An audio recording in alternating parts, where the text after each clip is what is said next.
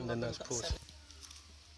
Okay, Mr. Ravidesh and Mataji is with us, and he was here from last 7 years, and he is going to share his experience with us. And Mataji, and who is well maintaining this temple, and she is going to tell something. So, Mr. Ravidesh, please. Hare Krishna, everyone. Hare Krishna. I came here 7 years ago. This wasn't all here then. There was just a tiny little hut in the ground.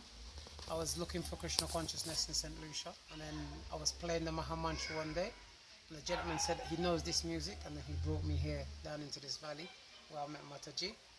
I disappeared for some years. When I came back, this temple was here. I said, oh my God, who can do this single-handedly like this? And ever since, I've been attached to Mataji, helping her out, giving donations, trying to do what little we can to help and support. And she always invites us to St Lucia. There's always prashadam here. Nothing stops. One person on their own. So this person is sanctioned by Krishna, sanctioned by the Lord. So we have to try and do whatever we can as the community from around the world to help as much as we can. Yeah. One of the things that happened, I brought Prabhu here, who's Sunny Guru, and he was the reason he came to St Lucia. And from here, he's the one who's projecting this video with his Prabhu's here. Yeah, what happened was over the last year, I go travelling maybe twice or 3 times a year, and all of a sudden, I didn't travel. I don't know what happened, but in my heart, I used to go to the Krishna temple, and I go to small groups, and something in my heart said to go to India, and I thought I'd go to India. Then I met a friend from Australia, and they said, why don't you go to Australia? Then my brother all of a sudden goes, why do you want to go to India? And I thought, I don't know. And then he said, why don't you just go to the Caribbean? And then I met Adish, and I met Adish one day, and I spoke to him. I met him over a year. First time I met him, and I said, I'd like to go to the Caribbean. We spoke about Krishna. Then a couple of weeks later, he said, let's just go. And I'm here in St Lucia, and I'm at this beautiful temple, and I just seen all the hard work and the dedication. What Mataji gets up in the mornings, and does all the pujas, the harinams, and she goes to the prisons, and but it's just with a pure heart. I've been to many temples. I've been all around the world. I've never seen someone with so much dedication from their heart, giving, serving Krishna, and this is beautiful. And and since I've known that, how she, there's a Mataji's who's sort of like supporting her, and she's doing soybeans at the same time. She's looking after a small baby, he's not even 2 months old.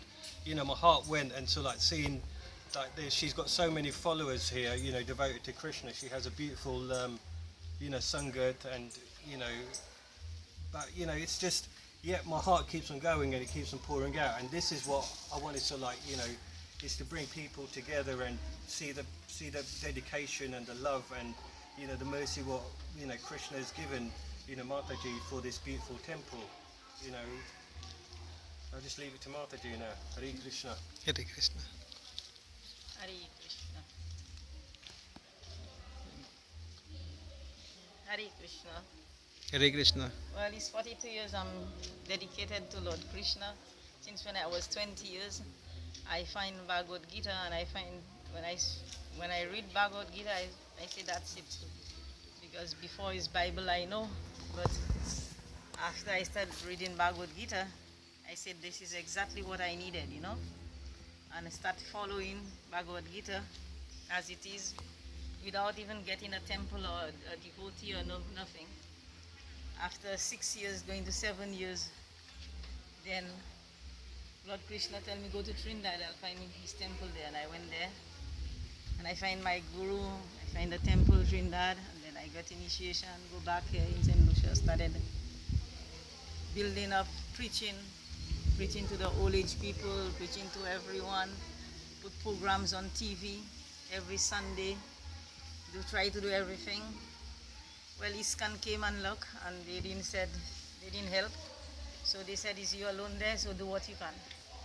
That was their words to me, do what I can. So I did what I can, what Krishna could do for me, what they want. And I'm still preaching up to now, I'm still doing whatever I can, until I build up this temple. It's worth spend over 4,800,000 on it. The land and the temple and road and the developed place. Because this area was the area when the Indians came from India, they was living. The name of Hare is Ponkuli. So all the Indians, that's how they was living. And my grandfather was the mayor of the Indians. So all of them disappeared and they went to the towns and then they left the place abandoned. And I took it back, I bought the land from all the family, the relatives, and I built up the temple there, So I'm still trying to survive, which I still own the temple, and I went overdraft for about 2 years, I couldn't pay the loan, and all, But I still continue going on, everything is going on still. Program is still going on, Sunday feast is going on. I'm still doing Prashadam for the prisoners, for the old age people and all, I still help and do what I can. So if anybody wants to help in St. Lucia, because Krishna consciousness today, that's what we need. I can't let Krishna consciousness is everywhere in the world and it is not in St. Lucia. Because when I preach in St. Lucia, it's 42 years now, and now I'm preaching in Martinique also and Guadeloupe. I have followers in Martinique and Guadeloupe also. We are trying to build a temple in Martinique. Very soon, if Krishna desire, if Krishna permit, then it will happen, because we already got the land. We just have to build it up, So this is what I do, and this is what I can do for now. So Hare Krishna. Krishna bless you.